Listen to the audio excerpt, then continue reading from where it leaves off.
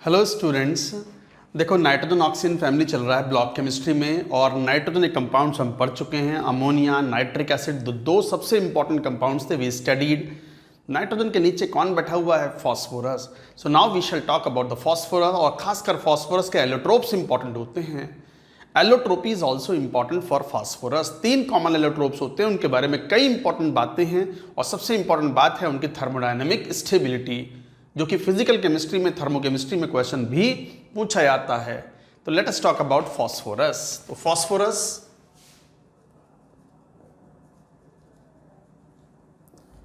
जो chief ores हैं, फॉस्फोराइड, क्लोरापेटाइट, fluorapatite. फॉस्फोराइड को बोन ऐश भी बोलते हैं, bone ash, and that is CH3PO4 twice. And this is chlorapatite is CH3PO4 twice dot chlorapatite है तो CaCl2 and this is CH3PO4 twice CaF2। तो इस तरह के कंपाउंड्स होते हैं। नेचर के अंदर ये ओर्स के रूप में पाए जाते हैं, जिसमें सबसे कॉमन ओर है phosphorite, bone ash, calcium phosphate. So this is calcium phosphate. अब बात आती है फॉस्फोरस की।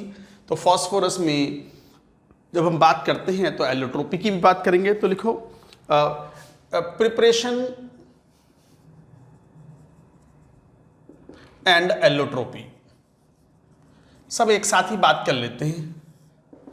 Preparation and allotropy. तो क्या प्रिपरेशन?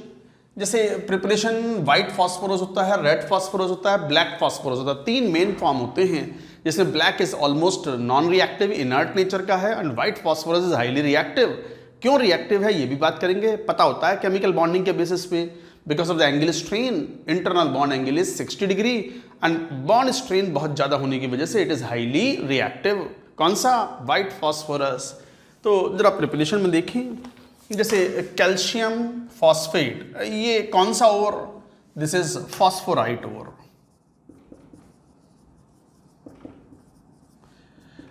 कार्बन लेते हैं कोक के फॉर्म में and this is reduced with silica, reduced with carbon in presence of silica, और इसको स्ट्रांगली हीट करते हैं at a very high temperature. Then you get P4 here plus CaSiO3 and carbon monoxide is evolved out. So guys, this is white phosphorus.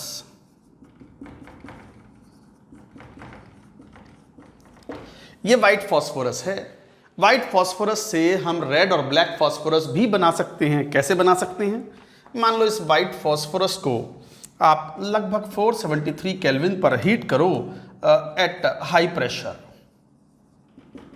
High pressure पे heat करोगे white phosphorus को तो it gives beta black phosphorus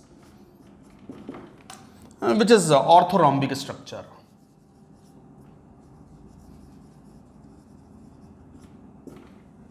जबकि इसको अगर heat किया जाए at 573 kelvin and inert atmosphere, और जब हीट करते हैं फॉर सेवरल डेज,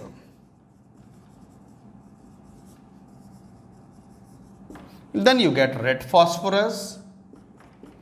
और रेड फॉस्फोरस को अगर फर्दर हीट किया जाए 803 kelvin in seal tube, on heating this it converts into the alpha black phosphorus.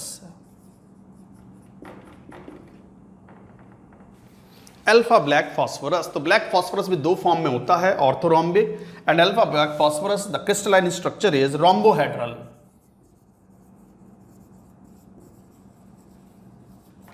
हाँ, लेकिन रोम्बोहेड्रल ऑर्थोरोम्बिक नहीं भी याद हो तो चलेगा, कोई बात नहीं। बस 3 कॉमन फॉर्म्स हैं, white phosphorus, red phosphorus and black phosphorus. Black के 2 कॉमन एलोट्रोप्स या 2 crystal structures, beta black phosphorus, alpha black phosphorus. So these are the methods of preparation of various kind of phosphorus. White phosphorus prepare किया हमने phosphorite ore से, सबसे commonly usable form white phosphorus ही है in chemical reactions. हालांकि red phosphorus का बहुत बड़ा यूज किया जाता है मैच बॉक्स इंडस्ट्री में, माचिस बनाने में। माचिस की तिल्ली या माचिस के साइड में जो जहां से तिल्ली जलाते हैं उस मटेरियल में P4S3 यूज करते हैं प्लस रेड फॉस्फोरस यूज करते हैं। ब्लैक फॉस्फोरस केमिकल इनर्ट होने की वजह से यूजेस थोड़े रिलेटिवली कम हैं। तो गाइज ये थे 3 फॉर्म्स फॉस्फोरस की। तो 3 फॉर्म्स कौन से? व्हाइट फॉस्फोरस जिसका फॉर्मूला P4 है, रेड फॉस्फोरस, ब्लैक फॉस्फोरस। अच्छा, इनकी स्ट्रक्चर में भी थोड़ा डिफरेंस होता है। पहले ये पूरी बात लिखो, मैं थोड़ा सा, ये 3 एलोट्रोप्स हैं, 3 एलोट्रोप्स। इनकी कुछ प्रॉपर्टीज की बात करेंगे, स्ट्रक्चर की बात करेंगे। पहले लिख तो लो, ये note it down.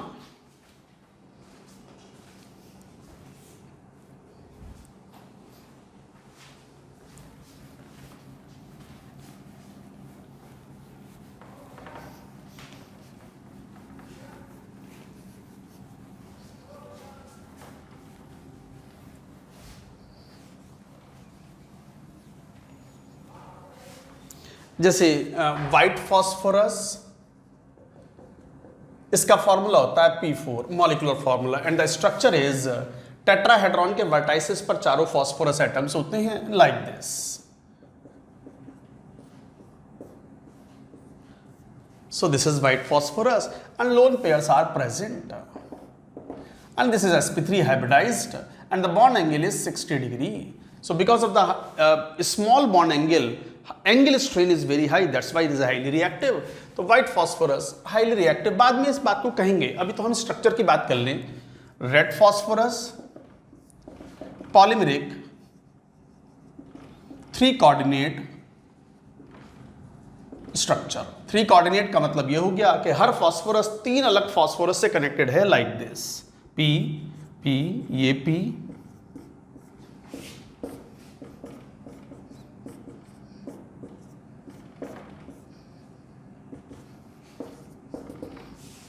So this kind of polymeric structure is there. Because of that molar mass काफी बढ़ जाता है, तो इनके बॉइलिंग पॉइंट, मेल्टिंग पॉइंट भी ज्यादा होते हैं of red phosphorus then compare to the white phosphorus. And black phosphorus is least reactive. It's a polymeric structure.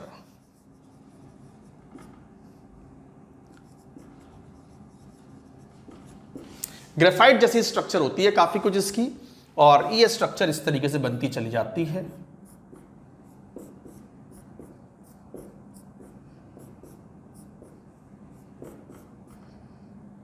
इस टाइप से P, P, P, ये P,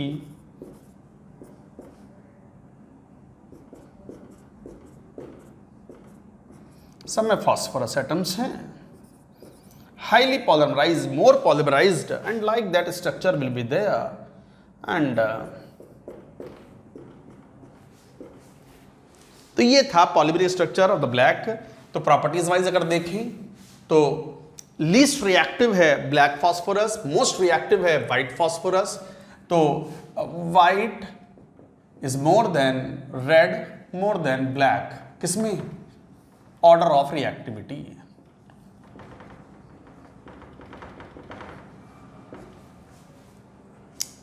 white phosphorus is highly reactive, इतना reactive कि हवा में खुला छोड़ो तो हवा में एटमॉस्फेरिक एयर के साथ P4O10 के क्लाउड्स या फ्यूम्स बनाता है। कई बार इसे भूतिया सॉलिड भी बोलते हैं। कैसे भूतिया सॉलिड? We shall talk. तो तांत्रिक लोग वगैरह यूज करते हैं कई बार इसको। तो व्हाइट, रेड और ये ब्लैक। देन कम्स, जैसे प्रॉपर्टीज की बात करो, thermodynamic stability is more for black. तो white, red, black, increasing thermodynamic stability, increasing melting point and boiling point due to the polymerized structure। जितने ज़्यादा extent of polymerization होगा, मोलर मास बढ़ता चला जाएगा, that's why melting point and boiling point will be high। तो white का thermodynamic stability सबसे कम है, रेड और ब्लैक की thermodynamic stability relatively ज़्यादा है।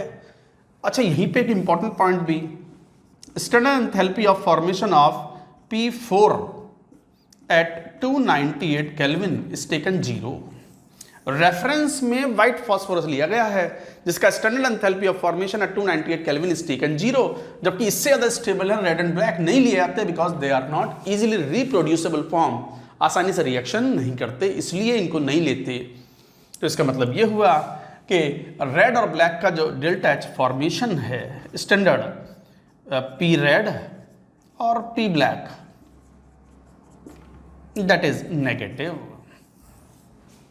नेगेटिव है ये। Standard enthalpy of formation of the red phosphorus and black phosphorus is negative because they are more thermodynamically they are more stable than compared to the white phosphorus। और standard enthalpy of formation white phosphorus की जब 0 ले ली गई तो ये तो ज्यादा stable है ना रेड और ब्लैक। इनफैक्ट ब्लैक का मोर नेगेटिव होगा, रेड का लेस नेगेटिव होगा, और P4 का व्हाइट phosphorus का 0 है। P4 मतलब व्हाइट phosphorus। नोट करो ये कुछ एलोट्रोप्स थे, these are allotropes of phosphorus.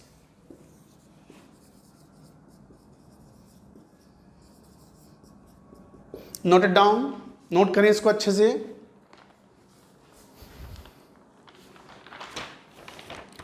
Now coming to properties, phosphorus की प्रॉपर्टीज में पहले व्हाइट फास्फोरस, क्योंकि वही सबसे इंपॉर्टेंट प्रॉपर्टी है, वही केमिकली रिएक्टिव होता है।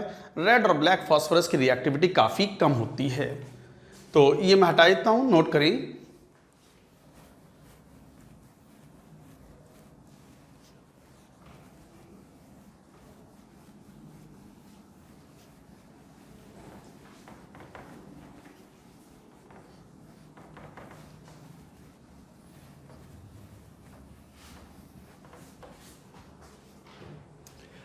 प्रॉपर्टीज में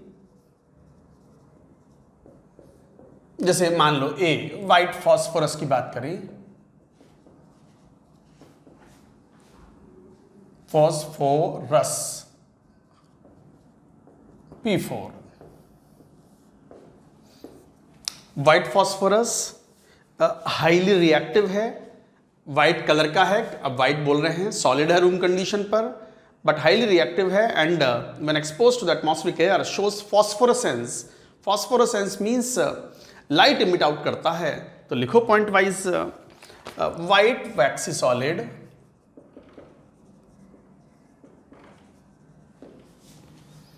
garlic smell,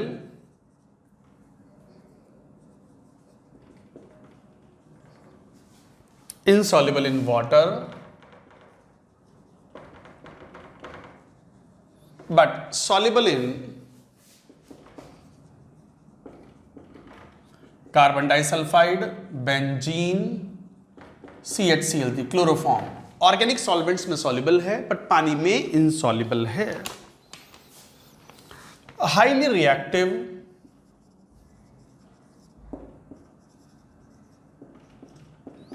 due to angle strain, 60 degree internal angle. Internal angle 60 degree का होने की वजह से एंगल स्ट्रेन होता है, रिपल्शन होता है इलेक्ट्रॉनिक क्लाउड में। अनस्टेबल कंपाउंड है, और अनस्टेबल कंपाउंड क्या होते हैं, रिएक्टिव नेचर के होते हैं। तो highly reactive due to angle strain, इतना रिएक्टिव है कि हवा में खुला छोड़ने पर it reacts with atmospheric oxygen and emits light. That is a property called phosphorescence. Shows phosphorescence, an example of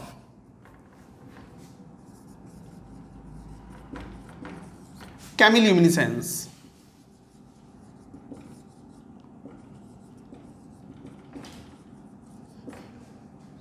That is shows phosphorescence when that is emits faint light when exposed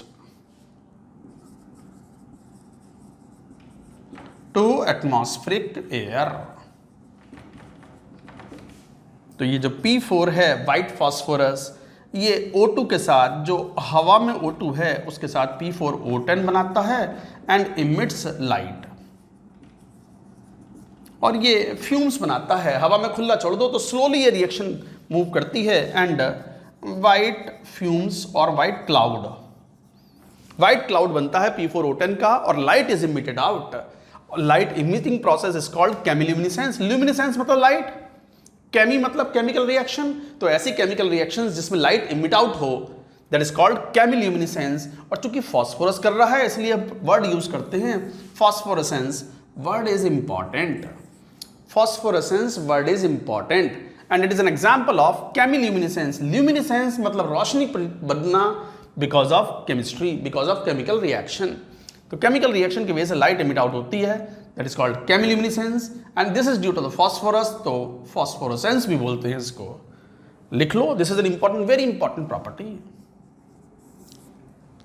very important property, note करें। चलिए आगे बात करेंगे हम about the properties of white phosphorus. White phosphorus पढ़ रहे थे और एक सबसे इंपॉर्टेंट प्रॉपर्टी हम पहले भी जनरल इनऑर्गेनिक केमिस्ट्री में पढ़ा चुके हैं वाइट फॉस्फोरस की, कि वाइट फॉस्फोरस बेसिक मीडियम में, एक्वस मीडियम में undergoes disproportionation. This is the property P4 plus, अब NaOH लो, कोई सा भी स्ट्रॉन्ग बेस ले लो और कैल्शियम ऑक्साइड भी ले लो और KOH भी ले लो प्लस वाटर पानी के प्रेजेंस में, this undergoes on heating it undergoes disproportionation to give phosphine gas plus, अब वो बन जाएगा NaH2PO2 या CaHPO2 का होल ट्वाइस या KHPO2, सो लाइक दैट। जैसे यही कंपाउंड है फॉस्फोरस +1 में है और ये सोडियम सॉल्ट है ऑफ हाइपोफॉस्फोरस एसिड, तो क्या नाम बना इसका? Sodium hypophosphite, sodium hypophosphite. तो guys this is sodium hypophosphite, बहुत बहुत इंपॉर्टेंट रिएक्शन, ऑलरेडी IIT में 2 बार आ चुकी है, 2 times it has been asked. Disproportionation 0 से पहुंच गए -3 एज वेल एज +1, तो this is a very very important reaction. आप कोई सा भी स्ट्रॉन्ग बेस लो, हीट करो, व्हाइट फॉस्फोरस को अंडरगोज डिस्प्रपोर्शनेशन। हम व्हाइट फॉस्फोरस की प्रॉपर्टीज पढ़ रहे थे। White phosphorus is highly reactive because of the angle strain, ये बात हमने कही थी। तो जैसे फॉस्फोरस है P4, आप इसको एयर में O2 में, ये air low, air in limited amount,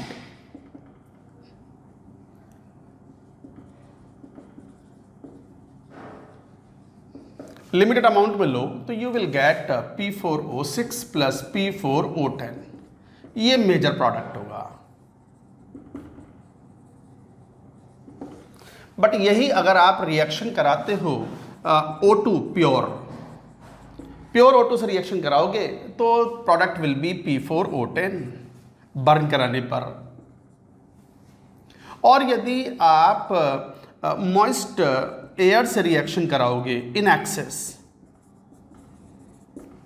moist air से इन एक्सेस, तो मॉइस्ट एयर में एक तो मॉइस्चर है और एयर में O2 तो है ही, तो क्या बना होगा? P4O10 बना होगा। एक्सेस में ले रहे हैं तो P4O10 बनाना है। अच्छा ये एयर लिमिटेड अमाउंट में है, इसी में एक काम करो, O2 air in excess,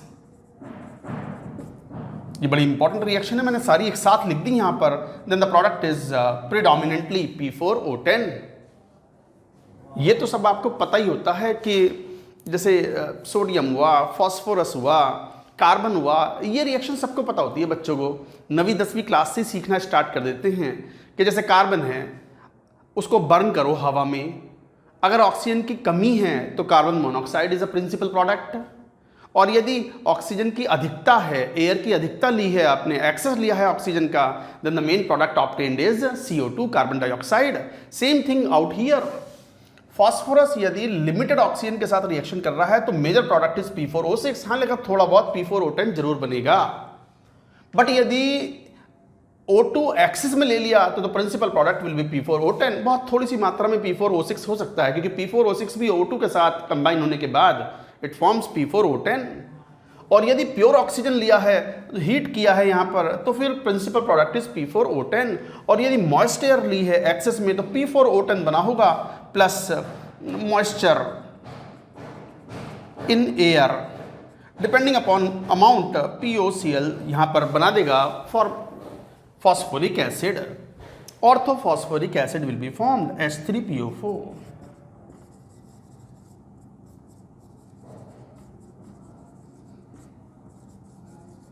So this is orthophosphoric acid. एक रिएक्शन कितनी इंपॉर्टेंट हो गई कि P4 ऑक्सीजन के साथ कैसे बिहेव करेगा, all that you have to see. और ये IIT में आया हुआ क्वेश्चन है। उन्होंने सारी पॉसिबिलिटी पूछ ली कि अगर लिमिटेड ऑक्सीजन अगर एयरली है तो क्या बनेगा, प्योर ऑक्सीजन है तो क्या बनेगा, मॉइस्ट एयर है तो क्या बनेगा, like that they asked the question in JEE advanced. ये IIT एडवांस्ड में ये क्वेश्चन पूछा हुआ है। नोट करो, ये सब इंपॉर्टेंट प्रॉपर्टीज चल रही हैं, ये रिएक्शन ही तो इंपॉर्टेंट हैं, नोट इट डाउन।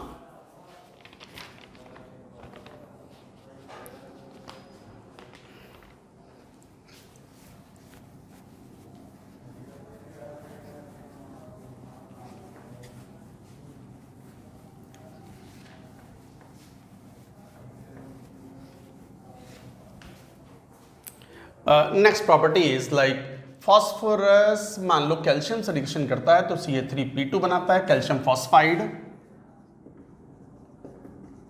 और आपको पता है कैल्शियम फॉस्फाइड का अगर मान लो हाइड्रोलिसिस कराते हो, आप पानी से रिएक्शन कराते हो, तो पता है आपको कि फॉस्फाइड आयन एक बहुत स्ट्रॉन्ग बेस है, पढ़ा चुके हैं जनरल इनऑर्गेनिक केमिस्ट्री। मैं एक लेक्चर में 10 बार तो कम से कम जनरल इनऑर्गेनिक केमिस्ट्री बोल दूंगा, बोलना ही पड़ेगा मेरे को। और मैंने कहा भी है कि ब्लॉक केमिस्ट्री पढ़ने से पहले you should compulsorily study, read properly general inorganic chemistry. तो कैल्शियम फॉस्फाइड है, फॉस्फाइड आयन पानी से H+ खींच करके फॉस्फीन बना देगा और बाकी तो कैल्शियम हाइड्रोक्साइड बन जाएगा। सो this is also an important reaction. White phosphorus is reactive, chlorine अगर लिमिटेड अमाउंट में है तो प्रोडक्ट इज PCl3, और यदि Cl2 एक्सेस में लिया है तो PCl5। हालांकि PCl3 भी अगर Cl2 से रिएक्शन कराओ तो PCl5 ही बनाता है। So this is also a common reaction, note करते चले जाएं रिएक्शंस को। Thereafter another important reaction is P4 SOCl2 के साथ रिएक्शन करता है, बनाता है PCl3 plus SO2 plus S2Cl2, sulphur monochloride.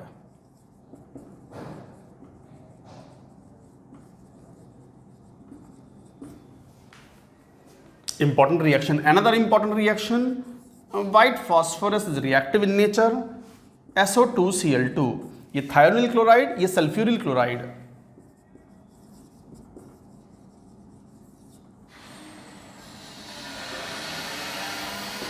This is thionyl chloride,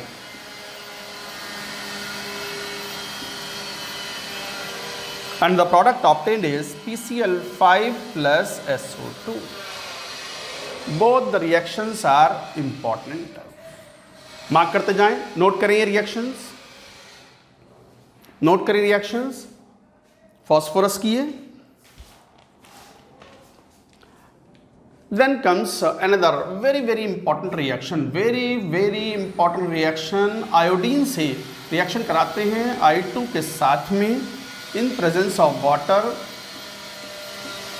थोड़ा सा कंस्ट्रक्शन का काम चल रहा है, ये बियर विद मी।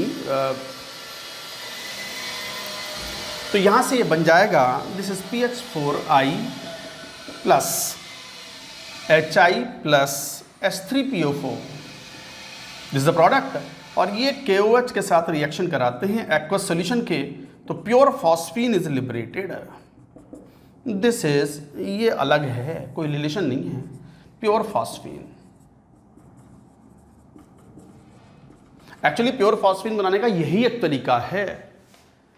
अभी फॉस्फीन जब पढ़ेंगे तो हम कहेंगे कि कॉमर्शियल फॉस्फीन्स जो होते हैं उनके अंदर इंप्योरिटीज होती हैं P4 की वेपर्स एंड P2H4 की vapours, and because of that it is highly inflammable.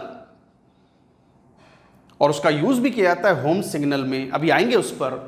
ये एक बहुत इंपॉर्टेंट रिएक्शन है for making the pure phosphine, IIT के लिए बहुत इंपॉर्टेंट।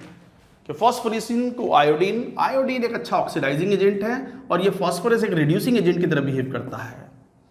PH4I बना, HI प्लस H3PO4, और इसमें KOH मिलाओगे तो फॉस्फीन के जो सॉल्ट्स होते हैं वो बेसिक मीडियम में दे गिव फॉस्फीन। ये तो पढ़ाया आपने एक general rule. Any ammonium salt on reaction with a strong base produce ammonia, any phosphonium salt on reaction with a strong base produce phosphine, pure phosphine is obtained from this method. हालांकि इसको हम अभी कहेंगे जब phosphine की बात कहेंगे, तो ये नोट करो, these were the reactions of phosphorus, white phosphorus. सभी कुछ व्हाइट फॉस्फोरस के लिए था, नोट करिए इस पूरी बात को।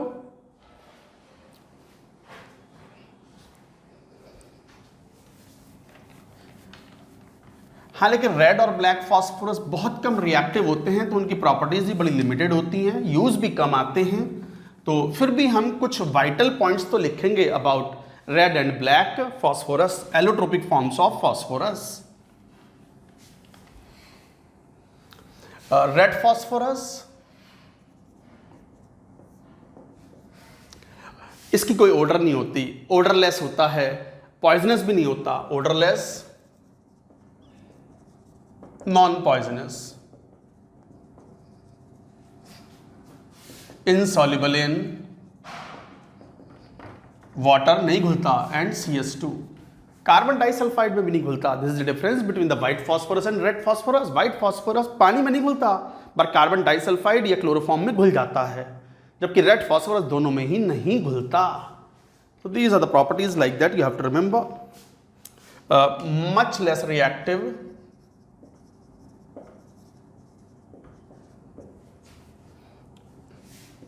then P4 and does not glow in dark, no phosphorescence,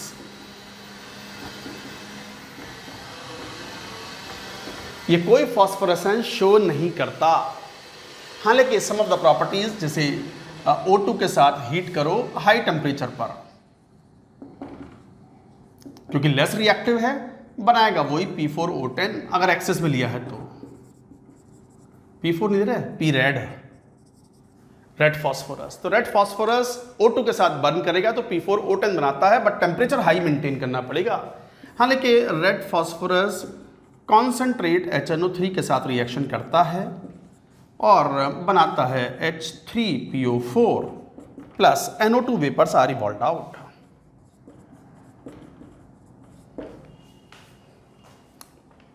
तो ये कुछ प्रॉपर्टीज थी। हालांकि रेड फॉस्फोरस NaOH से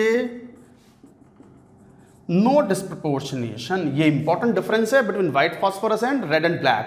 red and black are non reactive, very less reactive, basic medium में डिस्प्रपोर्शनेशन नहीं शो करते। A very important point, point of differentiation, no disproportionation.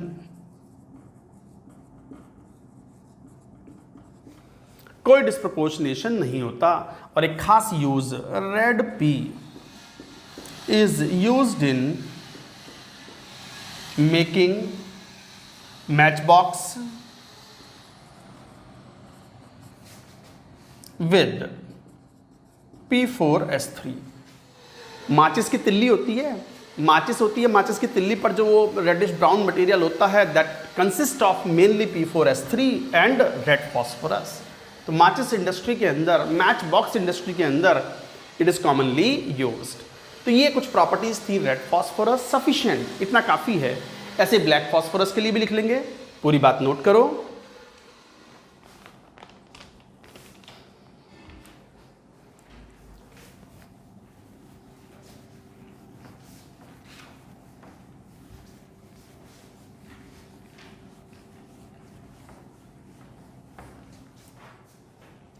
C, black phosphorus, least reactive among all allotropic forms of phosphorus, सबसे कम reactive है, thermodynamically most stable है, वो हम कह चुके हैं पहले। Conductor of electricity,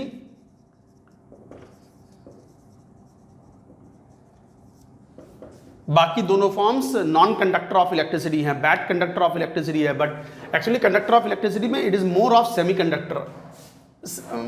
for example, या मान लो शोज सेमीकंडक्टिंग प्रॉपर्टी, तो ये सेमी कंडक्टिंग प्रॉपर्टी शो करता है। तो conductor of electricity shows semi conducting property. तो कंडक्टर ऑफ इलेक्ट्रिसिटी में यस, बाकी के दोनों फॉर्म्स नॉन कंडक्टर या bad conductor of electricity. Then insoluble in water and other organic solvents like CS2, CHCl3 etcetera, नहीं घुलता। बस हो गया। थर्मोडायनेमिकली मोस्ट स्टेबल है, ये बात पहले कह चुके हैं। थर्मोडायनेमिकली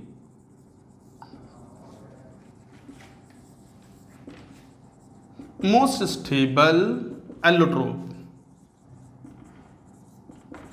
मार्कर चेंज करते हैं।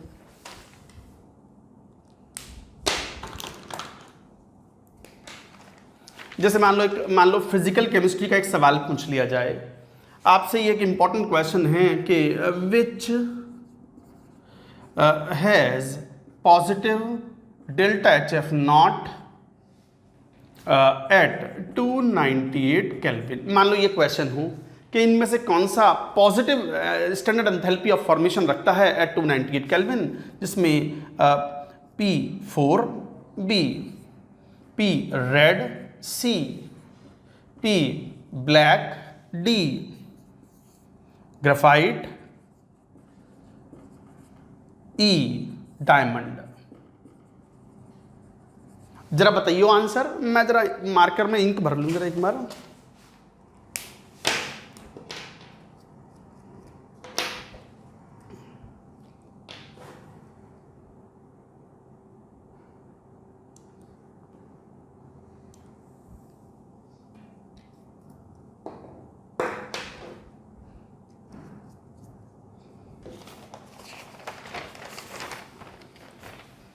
बताओ आंसर। ये फिजिकल केमिस्ट्री का एक अच्छा सवाल है, थर्मोकेमिस्ट्री का। तो which has the positive standard enthalpy of formation at 298 kelvin. White phosphorus, नहीं, it is assigned 0। Red phosphorus thermodynamically more stable than white phosphorus, तो negative. Graphite is 0, diamond is the answer. Diamond is the answer. P4 के लिए P4 graphite, दोनों के लिए delta HF not at 298 kelvin is 0, जबकि P red, P black, delta HF not at 298 kelvin is negative. Positive केवल कौन सा? Diamond. तो डायमंड का standard enthalpy of formation is positive, thermodynamically less stable than graphite. It's a very good question, relate करो बात को। अच्छा, most negative standard enthalpy of formation किसका होगा? ब्लैक का। क्यों? 0 positive, negative, most negative. So like that you say. Note करिए पूरी बात। तो ये थे एलोट्रोप्स ऑफ फॉस्फोरस, फॉस्फोरस की properties. Now coming to very important compound, जैसे अमोनिया पढ़ा था ना, अमोनिया का बड़ा भाई कौन? फॉस्फीन। तो फॉस्फीन भैया पढ़ेंगे अब PH3, तो लिखो phosphine PH3।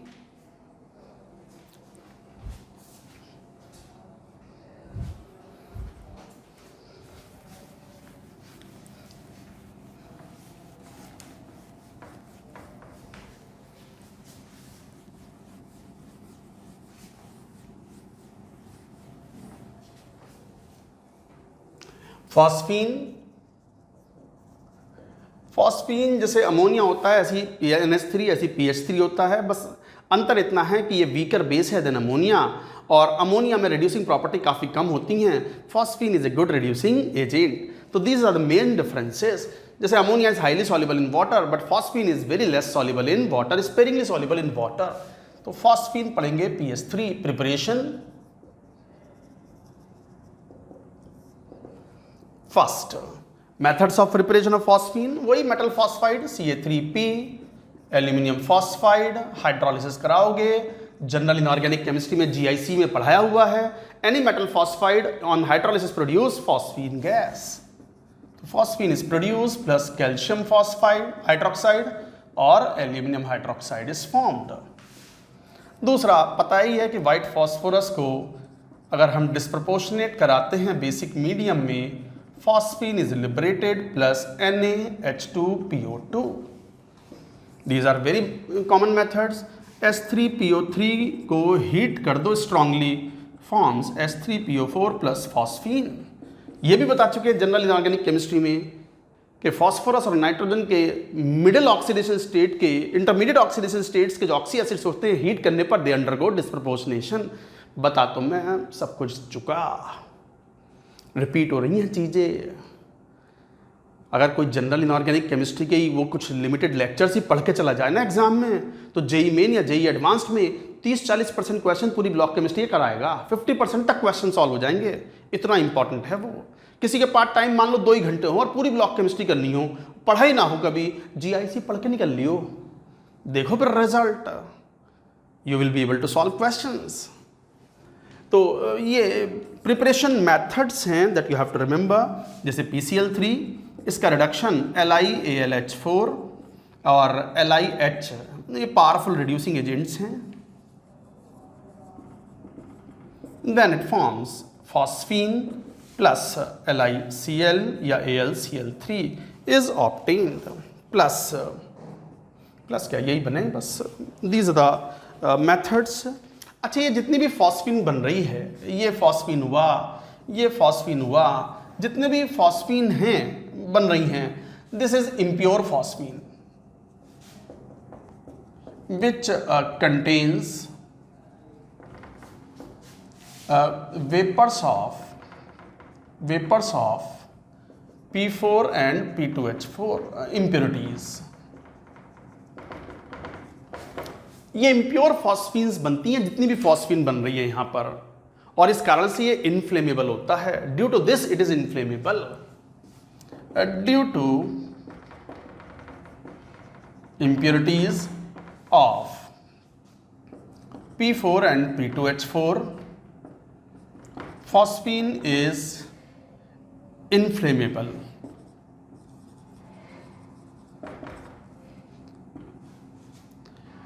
However, pure PH3 is non-inflammable. Like ammonia, जैसे अमोनिया इन्फ्लेमेबल नहीं है, नॉन इन्फ्लेमेबल है, बट प्योर फॉस्फीन जो है वो नॉन इन्फ्लेमेबल है, but commercial phosphine is inflammable, burn हो जाता है because of the impurities of P4 and P2H4 vapours. कैसे, जरा देखें, P4 की वेपर्स जो हैं वो हवा में, एयर में बनाती हैं P4O10, इसका क्लाउड बन जाता है, वाइट क्लाउड, फ्यूम्स बनती हैं।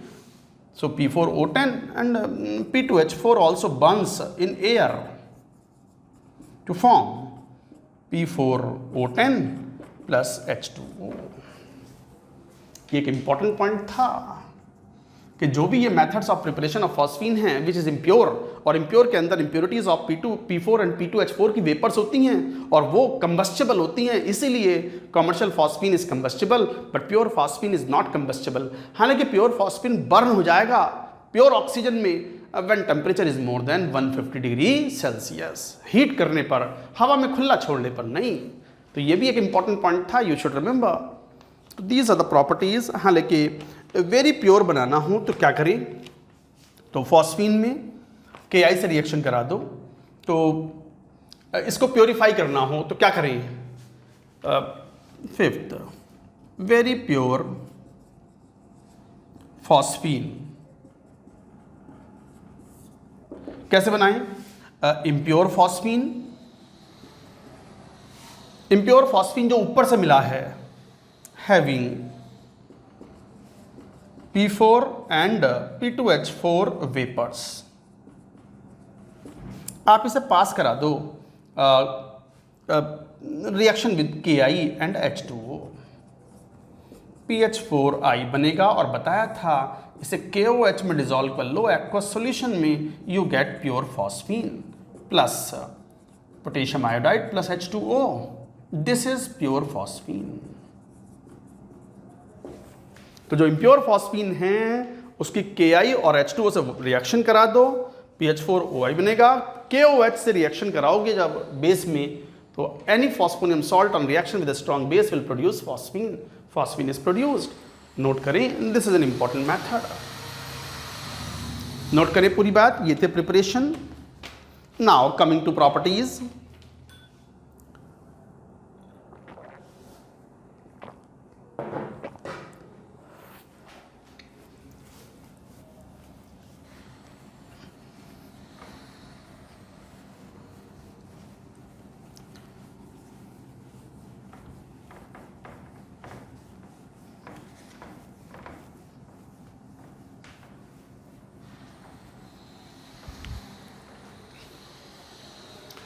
प्रॉपर्टीज ऑफ फॉस्फीन, जैसे ये पॉइजनस गैस होती है तो लिखेंगे इसको colourless gas, colourless, rotten fish smelling gas, poisonous gas, poisonous gas, slightly soluble in water, only slightly soluble in water।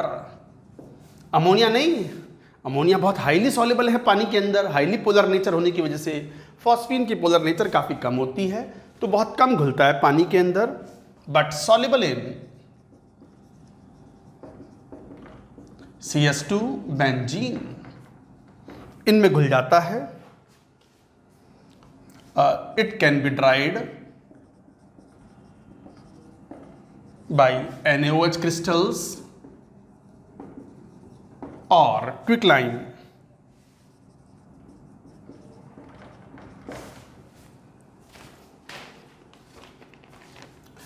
Third, this is an important property. Aqueous solution of phosphine decomposes in presence of sunlight। Aqueous solution of phosphine decomposes in sunlight, sunlight में phosphine decompose हो जाता है, उसका aqueous solution red phosphorus बनाता है plus hydrogen gas evolved out. So this is an important property, you should remember. Fourth, ये तो हम कह चुके हैं कि रूम कंडीशंस पर commercial phosphine is inflammable but pure phosphine is non-inflammable। तो pure phosphine is non-inflammable at room condition but burns at higher temperature।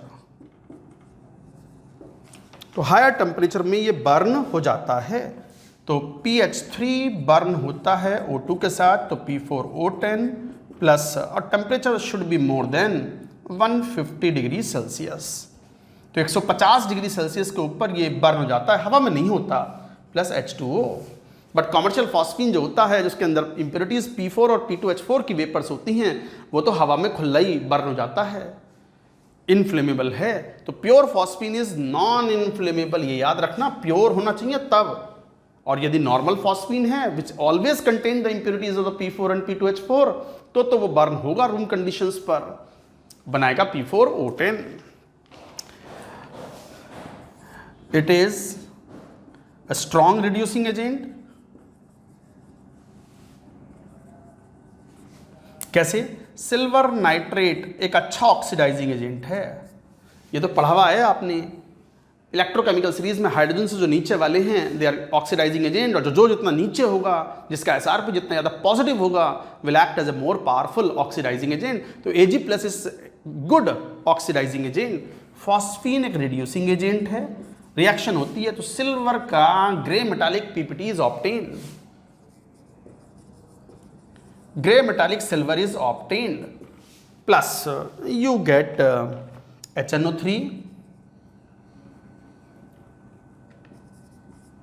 plus H3PO3 is obtained. This is also an important property. Note करो, अभी एक दो properties और भी आएंगी phosphine की, और फॉस्फीन का सबसे बड़ा उपयोग आएगा जो कि जेई मेन में क्वेश्चन आया हुआ है, होम सिग्नल क्या है वो होम सिग्नल, करेंगे बात।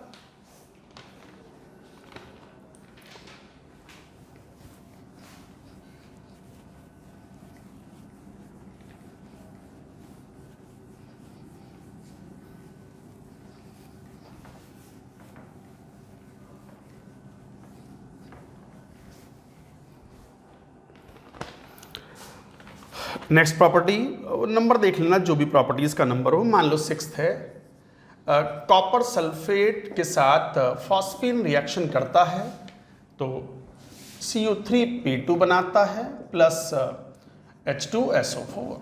ऐसे ही HgSO4 के साथ रिएक्शन, फॉस्फीन रिएक्ट करता है, Hg3P2 plus H2SO4 is formed. So this kind of reaction, या HgCl2 भी ले सकते हो, तो HCl will be formed. So these kind of reactions do occur. ये properties थी। Last property that is also important. Phosphine acts as a weak base. तो फिर एसिड से रिएक्शन करता है तो PH3 HBr के साथ रिएक्शन करता है और बनाता है PH4 Br। ऐसे ही फॉस्फीन HCl के साथ लिक्विड फॉर्म में रिएक्शन करता है। अच्छा, प्योर होने चाहिए, ये एक्वस सॉल्यूशन नहीं। HBr HCl should be pure and then it will form PH4Cl, जो कि ये PH4Cl is insoluble in water, पानी में नहीं घुलता। They should be pure, not aqueous solution. Aqueous solution इस्तेमाल नहीं करने हैं, प्योर फॉर्म में हो तो reaction will occur and acid base reaction is there and the product form like this. तो ये थे chemical properties of the phosphine. We talked about uses of phosphine में बहुत इंपॉर्टेंट पॉइंट है home signal.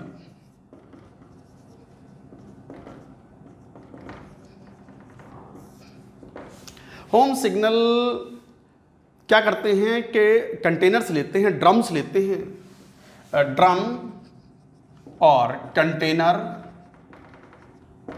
Having calcium phosphide plus calcium carbide is filled, और drum और container having this, ये दोनों होते हैं, is dropped in water, is pierced and dropped in water। पूरी बात लिखो, is pierced, pierced की स्पेलिंग PIER, pierced देख लेना, pierced and dropped in sea water from ship which burns with flame and fumes, gives distress signal।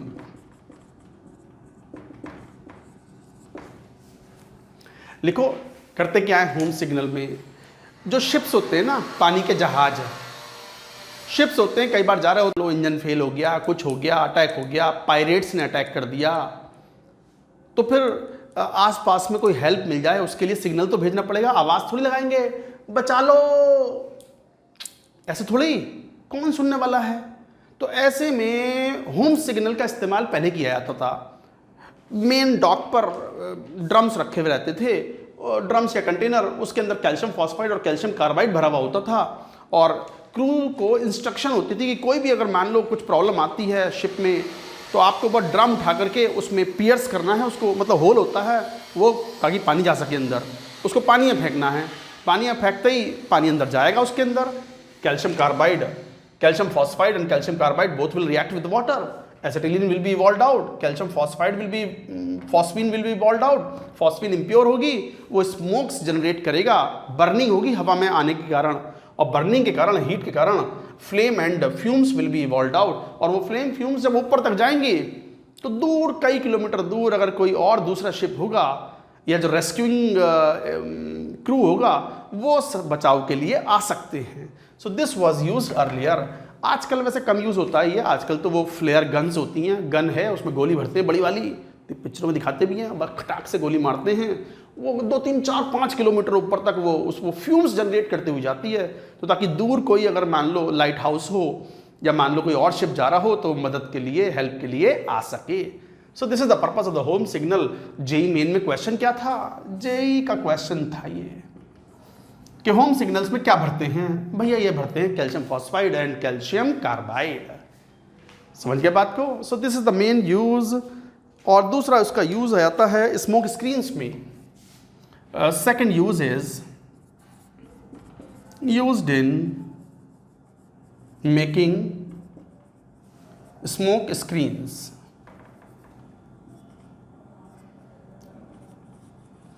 Smoke screens क्या करते हैं? Calcium phosphide लेते हैं Ca3P2 और उसका हाइड्रोलिसिस कराते हैं तो फॉस्फीन बना, प्लस साथ में P4 और P2H4 की वेपर्स बनेंगी प्लस कैल्शियम हाइड्रोक्साइड, और ये हवा में, एयर में बर्न होगा, P4O10 की फ्यूम्स बनेंगी, तो ये वाइट क्लाउड बन जाता है, वाइट क्लाउड और वाइट फ्यूम्स। तो ये वाइट क्लाउड और वाइट फ्यूम्स जो है वो एक स्मोक स्क्रीन का काम। स्मोक स्क्रीन समझते हो? जैसे वो पिक्चर देखी होगी ना, बॉर्डर, सन्नी देओल पाजी वाली, जबरदस्त। तो वो कई बार ऐसा होता है ना, जब फाइटिंग चलती है और किसी को कहीं मूव करना हो तो गोलियों में तो कैसे मूव करें, तो कवर फायर देते हैं ताकि ध्यान बटा ले। ध्यान बटाने के लिए स्मोक स्क्रीन्स यूज करते हैं। स्मोक स्क्रीन में क्या किया जाता है? कैल्शियम फॉस्फाइड और मॉइस्चर, ये पानी का जो है वो स्प्रे किया जाता है, जिससे फॉस्फीन गैस लिबरेट होती है, और फॉस्फीन में ये वेपर्स होती हैं, और ये वेपर्स हवाई कांटेक्ट में आते ही ये वाइट क्लाउड, पूरा का पूरा वाइट क्लाउड हो जाता है, और दुश्मन को पता नहीं चल पाता, अरे क्या हुआ, ये एकदम हटाओ हटाओ हटाओ क्या हुआ। इतने में ही वो सोल्जर जो है वो जहाँ पहुँचना होता है वहाँ से भाग करके दूसरी जगह पहुँच जाता है। स्मोक स्क्रीन्स का मतलब एक काइंड ऑफ कैमोफ्लेज, मतलब दूसरे को बेवकूफ़ बना करके और हेजी एटमॉस्फेयर क्रिएट करके एक जगह से दूसरी जगह जाना। So that is called smoke screens.